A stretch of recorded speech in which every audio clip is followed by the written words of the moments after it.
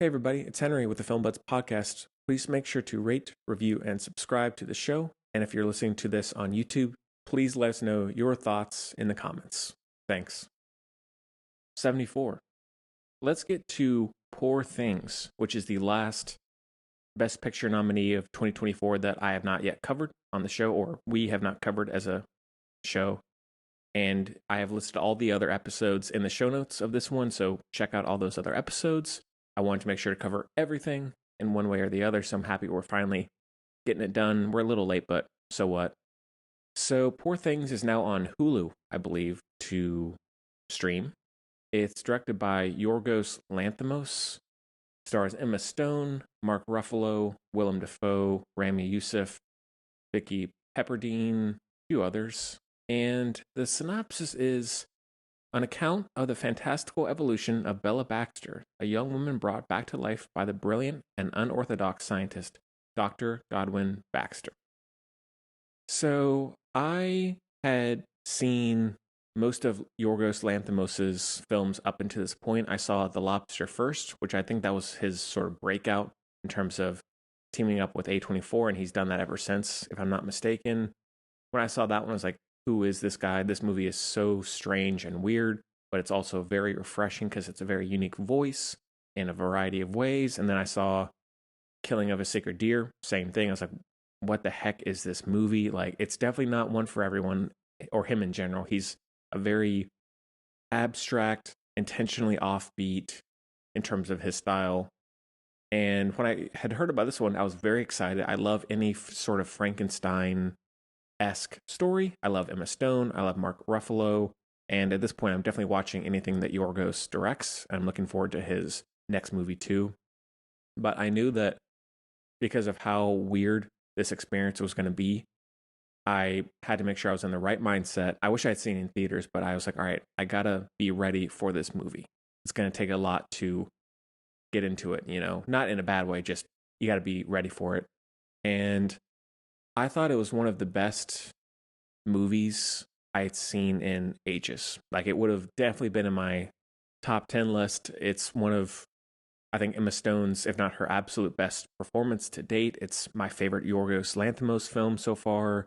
Mark Ruffalo is incredible in it. Like, it is truly one of the, I don't want to keep repeating myself, but this one absolutely warrants this sort of description. There's nothing else like it. It is so odd in the utmost sense. The movie, like, for one thing, visually, one of the best looking movies, maybe of all time. That maybe is a stretch, but it really is. There is such a mixture, a perfect mixture of visual style, calling everything back from silent film with like iris transitions and the fisheye lens, which is very signature Yorgos. I don't know how he was able to mix together all of these very, very different visual styles and aesthetics and have it all feel cohesive. Because the first part, it's not really a spoiler, the first part is in black and white. And then, at least what I got from it is as she develops as a person, it becomes more and more vibrant, at least to a certain degree. And if you want to see a perfect showcase or example for use of black and white cinematography and of color, watch this movie. It really does feel like a painting at times in terms of the individual shots, and everything is different. You never know what the heck is going to come next, visually or story wise.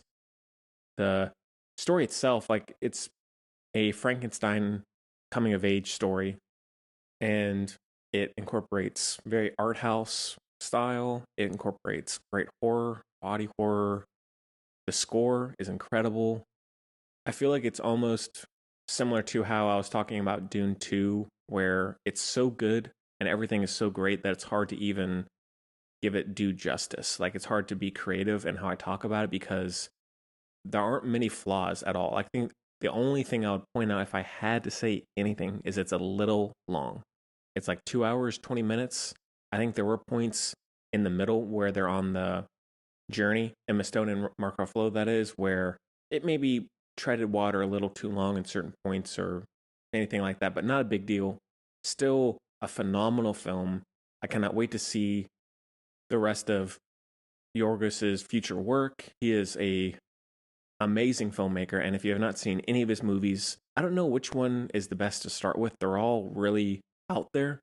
So I think that if you want to see, I guess, the most acclaimed of his ones so far, you could start with this one. But I think The Lobster or The Killing of Sacred Deer and the ones he's done before that, they're not terrible choices to start. It's just you're never really going to find the most accessible films because all of them are very challenging, but in a very good way. Some other notable points, if we're talking about the cinematography, visual style, I think the best is when they're on the ship. It is so gorgeous. The color palette, the sky, the costumes, it's I cannot say enough about it. The sequence towards the end, I won't spoil it because it is a bit of a twist. Who shows up and how that all plays out. I love that. The reveal of what Willem Dafoe, who is the father of Emma Stone, I think the body horror reveal of what happened to her, that's great. Like there's a lot of shocking what the hell moments in this, but they all work. It's very, very funny, intentionally so. It's a very funny movie. I love Yorgos's timing and deadpan humor and offbeat humor. He's great at that. So highly, highly recommend it. You got to be in the right mood, as I said, but it is absolutely worth watching. So that is a heavy 5 out of 5.